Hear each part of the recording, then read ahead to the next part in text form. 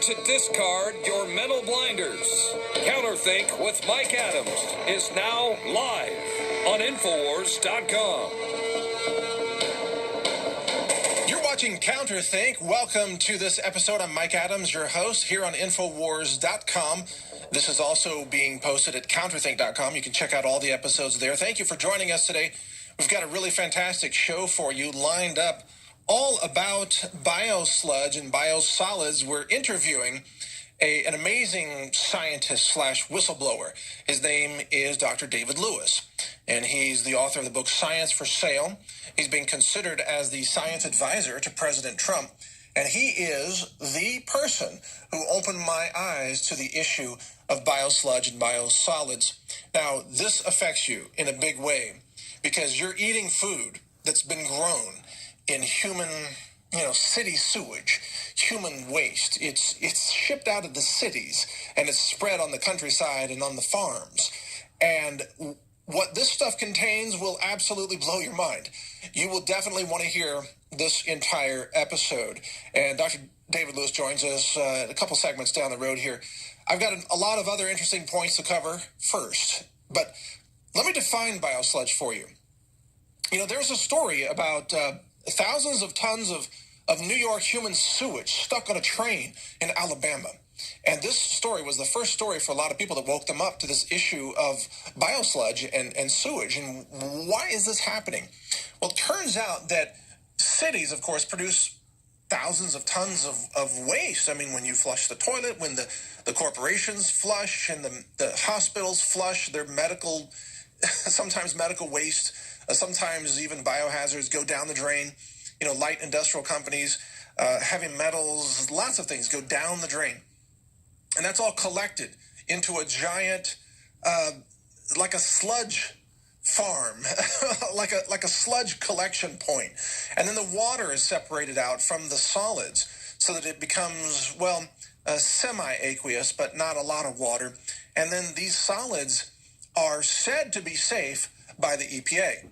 But they say so based on fraudulent science, and that's what we're going to get into today. Nevertheless, they take this biosludge and they load it onto trucks and trains, and they distribute it across America. And they distribute it usually locally. They take a truck, they load it up with this human sewage and sludge and toxic waste, and they drive it out of the city, and they dump it on a farm field. They go to farmers' doors and they knock on their doors and they say, "Hey, would you like some free fertilizer?" And the farmers are like, "Yeah, we'll take free fertilizer. It's fertilizer." And the city says, "Yeah, it's fertilizer. It's got nitrogen in it. That must make it fertilizer." It's kind of like from Idiocracy. It's got electrolytes. It's got nitrogen in it. It's a fertilizer. And the farmer's like, "Yeah, we'll take some." They don't tell them it's also got heavy metals, it's got E. coli, it's got antibiotic-resistant superbugs, it's got hormone disruptors, plasticizer chemicals, pharmaceuticals, recreational drugs, plasticizers. Did I mention that already? All kinds of stuff in it. And it's insanely toxic. And they don't tell the farmers that. And so the farmers are like, "Oh, we're getting free fertilizer." And then all the sewage gets dumped on their farms. And from there, mass death ensues. Death of the field, death of the forest. They can grow crops in it, but the microbes in the soil are killed because of all the toxins. And then the birds spread it around, and then the wind spreads it around, and it becomes almost like a biological weapon. And then farms, we have documented cases for our upcoming film, Biosludge. We've documented farms that have been utterly economically destroyed because of this biosludge that's spread on them. And farmers being almost unable to sell those farms because of the damage and the smell, the horrid, putrid smell. Imagine taking all the raw sewage of a city like Houston or New York City or Seattle or Los Angeles and just dumping it outside your front door. That's what they're doing to farmers. It's the cities dumping on rural areas and dumping on farmers, and we're going to get to the bottom of it right here on Counterthink. So stay with us. We'll come back after this break, and I'll give you a little more information, and we'll talk to Dr. David Lewis. Stay with us. My name's Mike Adams, your host, and Alex asked me to do this show or invited me to do it, and I said, yeah, heck yeah, I'm down with that. Let's do the show. And I asked Alex, what do you want me to cover? And his answer was, anything you want. You just cover anything you want. You just do it. And so I've done a lot of research on biosludge, and that's our topic today. And coming up in about 10 minutes, we're going to be talking to Dr. David Lewis. He's a former EPA whistleblower and scientist who has written a book called Science for Sale. But before we get to that, get ready. You're going to be... I'm going to try not to gross you out in this segment, but I'm going to bring you some actual real news about what's happening here, okay? What goes into biosludge? Now, you know that it's human waste. That's now common knowledge. You know that it's everything that's flushed down the drain. It's hospital waste. It's industrial waste, pharmaceuticals, recreational drugs, light industry, whatever they flush down the drains. It's like people's used, car oil and everything else that goes down the drain. But what if I told you that the dissolved sludge of dead people was also found in the city waste of some cities? That brings me to this story out of Canada. It says a Smith Falls company that dissolves the dead has license suspended. We covered this on Natural News, and I even mentioned it on a previous InfoWars show. But there's a company that has figured out a way to turn dead humans into liquid. And then they dump this liquid into the city sewer system. And it becomes the biosolids that the cities then spread on food crops. So you're literally, it's like a scene out of the Matrix, right? You're literally liquefying the dead and feeding it back to babies and adults through the food supply, because that's what the crops are grown in. It's called fertilizer because it has nitrogen in it. But it's also got, in some cases, the dead liquefied remains of your relatives. And we called this out. We talked about this. And still to this day, almost nobody believes this is happening. But that's not even the worst part of it. Can you guys imagine if you sit here and listen to this Mike Adams, and he's not just talking something that are theoretical or they call it conspiracy theories. This dude does his research and he have his evidence and information to back up what he's saying. He's not just talking out of his head. He's a scientist, have his own lab. He has proof. You can contact him, go to his website, mikeadams.com or naturalnews.com. Get in contact with him. But can you imagine the grossness, the cannibalism? Can you imagine the things that is in the soil?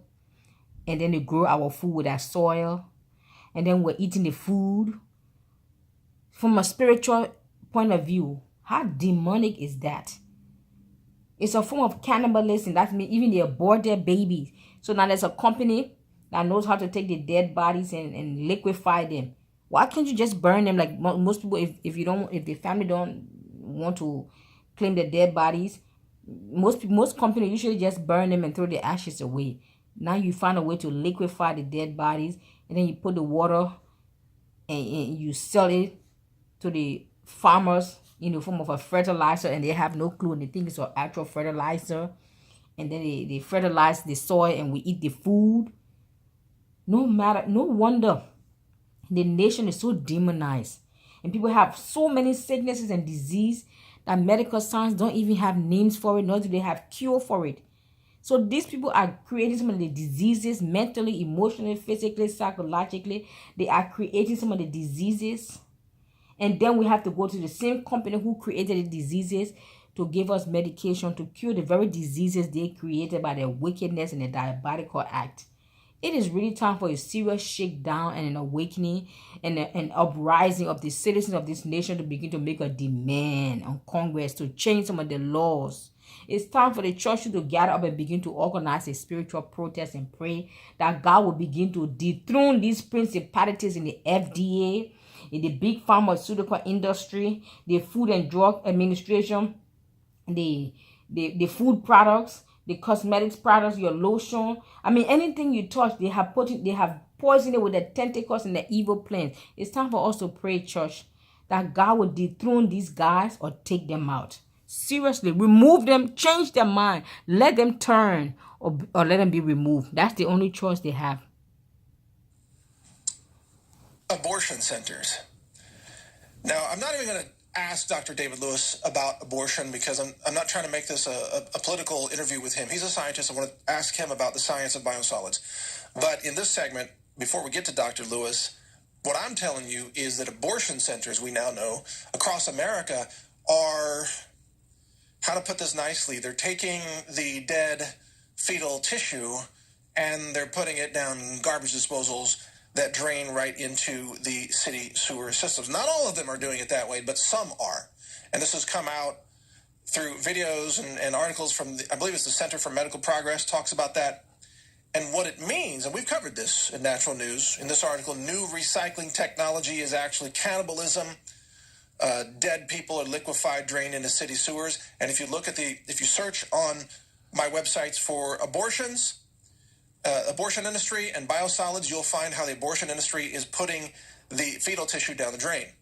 What it means is that you are fertilizing crops with aborted human fetal tissue. And in some cases, due to biocremation, the dead remains of actual adult humans, like family members who died, they're being liquefied and put into the sewer system. The thing is, somebody might argue, oh, well, it's green, it's recycling. They used to just bury, Aunt May out in the back 40. And, it was natural, just bury people in the ground. That's what they would say. But today, it's not just a natural burial. It's not like the Native American Indians would just bury people in the ground. It's not being done that way. It's being done with chemicals. And it's being done covertly so that you don't know this is happening. No one from these industries goes public and says, oh, yeah, we're liquefying, aborted babies and we're flushing them down into the municipal water system, or sewage system, and they're turning into biosolids that we're putting on your crops. No one tells you that. No one tells you that story, even though it's true. No one tells you, oh, biocremation, we're going to have a whole new system where we liquefy your dead relatives and dump them down the drain so they become part of the biosolids so you can spread, your, granny, through the sewage supply on your peach orchard in northern Oregon, let's say, or southern Washington. No one's telling you that. And that's my point. This is all being hidden from you. It's covert. It is insidious. There are many ethical questions. There are health questions. There are epidemiological questions. What about the spreading of disease? What about if you're taking this biomedical waste and flushing it down the drain and it happens? You think hospitals properly dispose of everything? No, they don't. Especially, the local low-budget clinics. A lot of that stuff just goes down the drain. And it ends up on farms. And it ends up intermingled with the food supply. And then the food supply ends up being fed to your children. You got to ask questions like E. coli. How did E. coli contaminate romaine lettuce? There was a big safety recall issue. The FDA was part of it. That romaine lettuce was sickening people across America because of E. coli. Well, guess what? E. coli only comes from animals and humans. E. coli doesn't just appear magically out of the thin air. E. coli doesn't just grow on romaine lettuce. It comes from humans or animals. So for E. coli to get into the vegetables, it has to come from somewhere. What if it's coming from the biosludge, the sewage system? They're concentrating all these toxins and then spreading them on food production crops, which could include orchards. It could include corn. I mean, imagine you're growing genetically modified corn on a human feces biosludge, quote, fertilizer with ground up dead babies and dead humans on the crops. And you're eating GMO corn and you're told everything's fine, everything's safe. Don't worry, don't ask any questions. Keep buying your GMO corn because it's only 59 cents a pound or whatever it happens to be. That's the kind of thing that we are fighting against here. You need to think about where your food comes from. You need to think about where the fertilizer comes from. You need to think about where things go when you flush them down the drain. Where does that end up?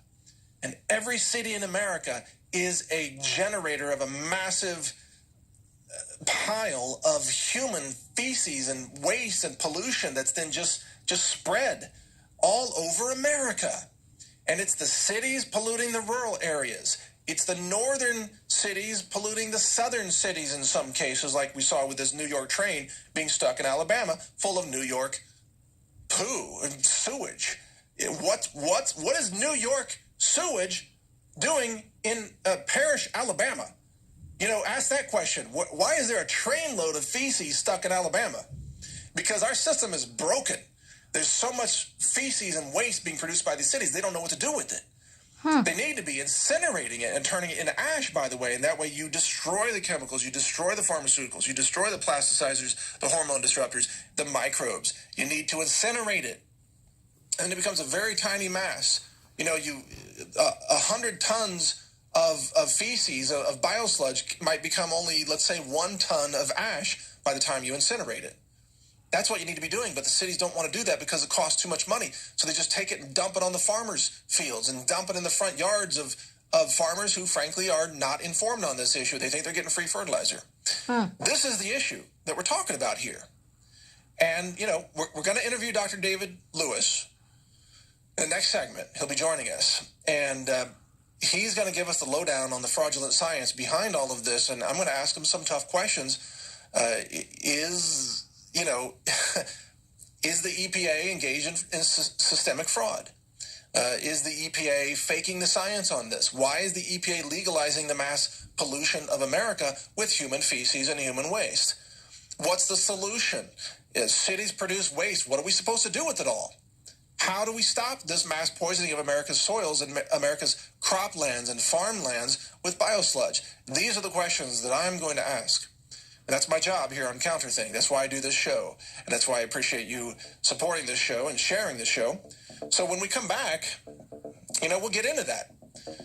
We all need answers. This is a real issue affecting your health and my health and the health of our children, the health of our communities, and could even be contributing to the rise of antibiotic-resistant superbugs.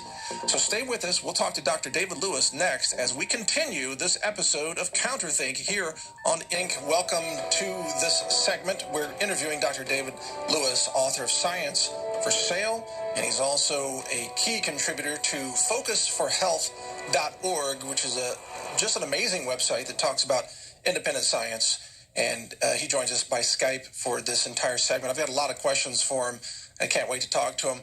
Dr. David Lewis, welcome to Counterthink. It's great to have you on. Thanks, Mike. I'm so happy to be here.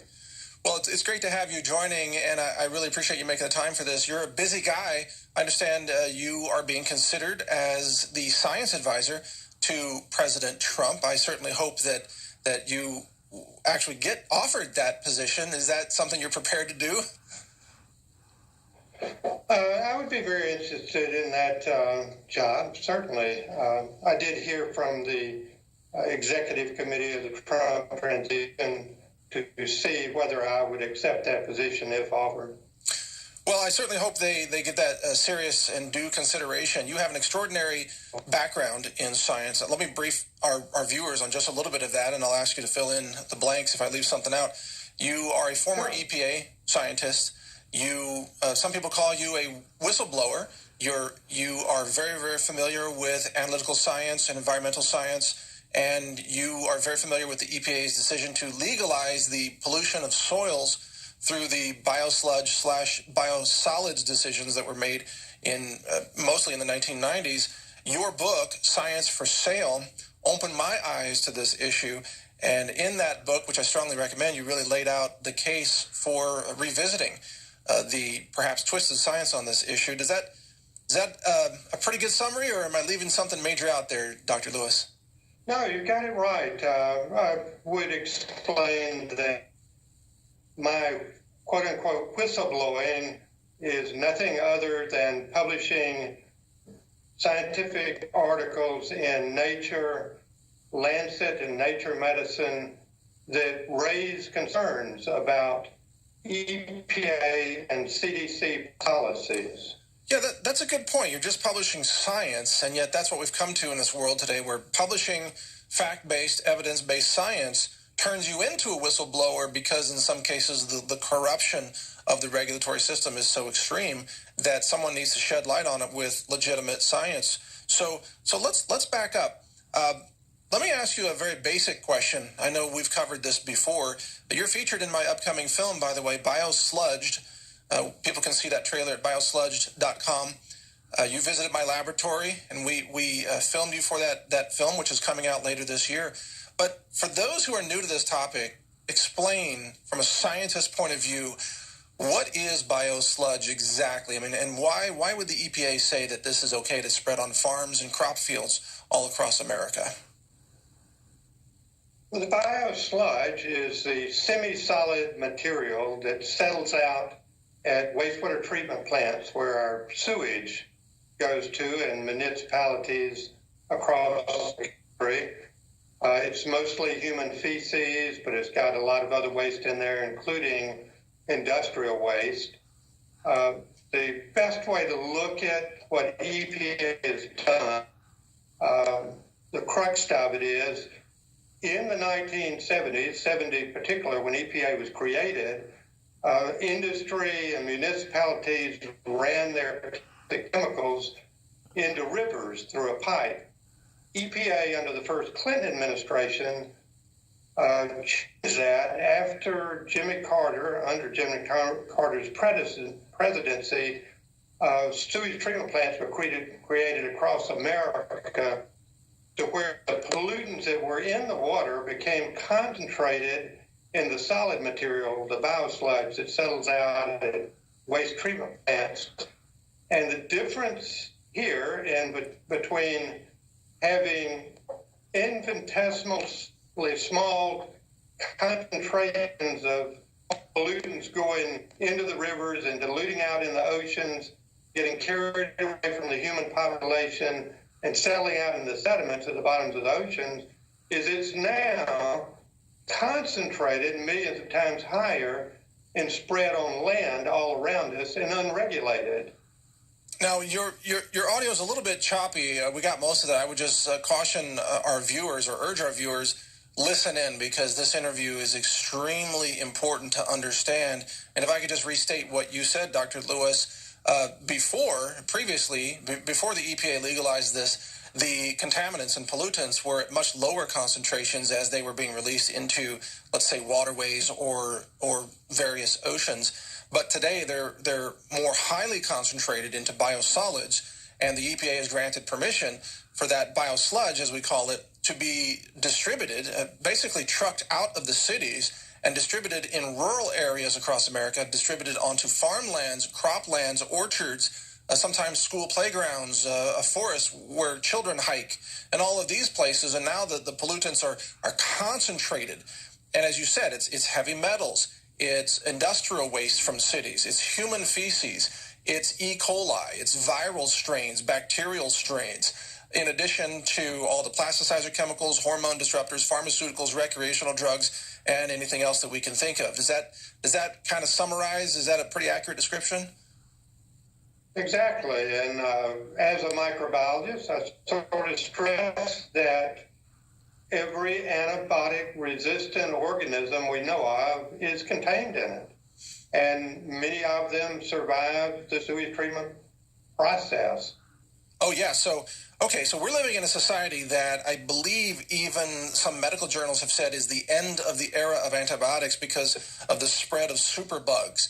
And what you're saying is then some of these superbugs, let's say someone uses the toilet in a hospital setting, MRSA or C. diff or other antibiotic-resistant strains can be flushed into the municipal sewer system, end up in this biosludge, and end up being spread on food farms or countryside areas. Superbugs. It almost sounds like a weapon delivery system, Dr. Lewis. It's almost like biological terrorism.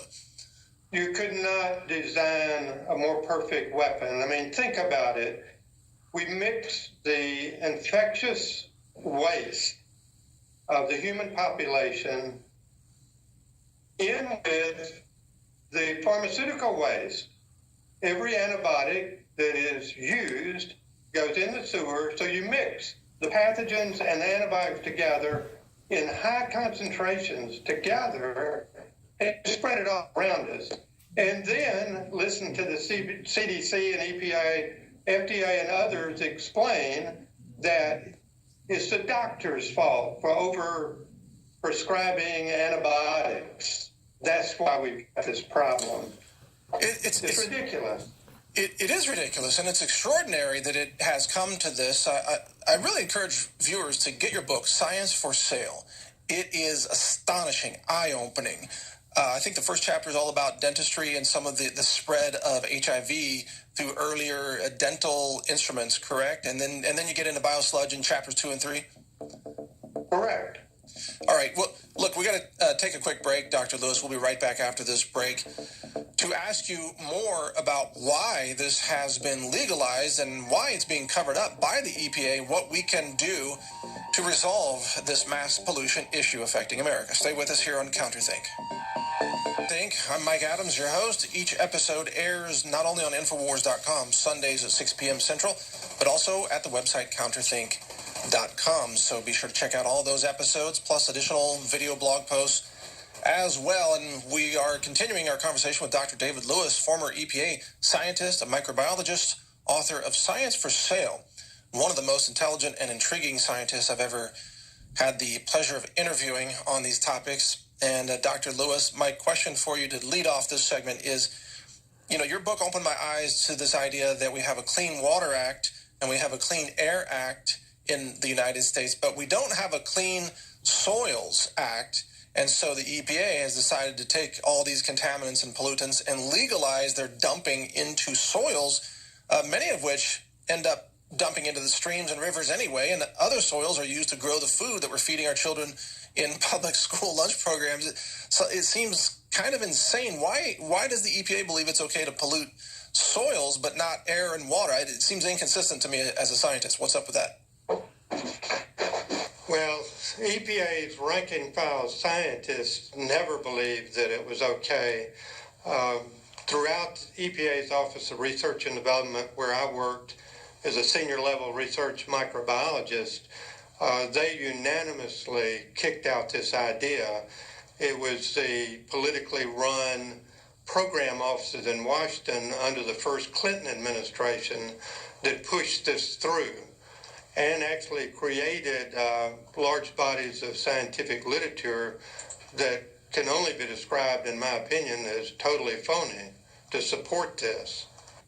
So what you seem to be referring to what the rest of us would call fake science. Are you accusing the EPA in that era of conducting a fake science agendas to sort of sweep this under the rug and allow America to be polluted with biosludge? Oh, absolutely. I mean, as we watched the Flint River in Washington, D.C. lead in the drinking water problem unfold, we found there that EPA was publishing fake data in the scientific literature.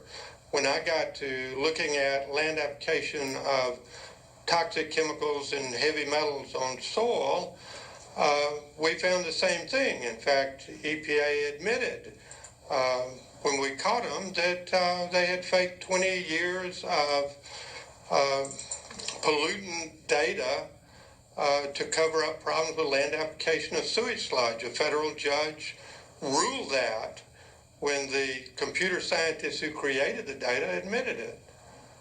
And you talked in your book about this effort within the EPA to cover up the scientific evidence showing risk of harm and the degree of pollution being carried out in the name of biosludge. It seems like you were describing almost what you might call, how you have the deep state in politics. It's almost like you have a deep state EPA system or people within the EPA that are trying to purge real scientists to get them out of the agency. Like I think your research was halted when you started speaking out. So I guess my question is, was there a concerted effort inside the EPA to silence those who were trying to raise the alarm over this? There has been, ever since President Eisenhower left office, in his farewell speech, he predicted this problem. It just naturally comes with massive federal funding of scientific research by federal agencies. Just naturally, they're going to channel all of that effort and funding into supporting whatever political parties they come up, policies they come up with. So that's where we are today. We have whole bodies of scientific literature that has been fabricated, and the difference between a university professor and a federal scientist being caught faking data is that the university professor will lose his or her job, and with the EPA or the FDA or the CDC doing exactly the same thing, caught red-handed, those individuals typically get promoted if it was done to support government policies. Yeah, that is extraordinary. I mean, you're describing a systemic scientific fraud agenda inside the EPA. And as you mentioned, it's probably not limited to just the EPA. The FDA has been known for being engaged in a lot of fraud when it comes to covering up the harm of certain pharmaceuticals, for example, that were left on the market while they were killing people in order to protect those profits. The CDC has been under fire for similar things. The EPA today, though, is run by Scott Pruitt. And Scott Pruitt, not long ago, came out with a new initiative to try to bring transparency to the EPA, to say that key regulatory decisions by the EPA should be based on science that is made transparent so that members of the public and also public scientists can weigh in or at least see the basis upon which these decisions have been made. Do you support Scott Pruitt's effort within the EPA to bring more scientific transparency to the regulatory agency? Absolutely. I mean, Scott Pruitt, one of the first things he did was ask the Inspector General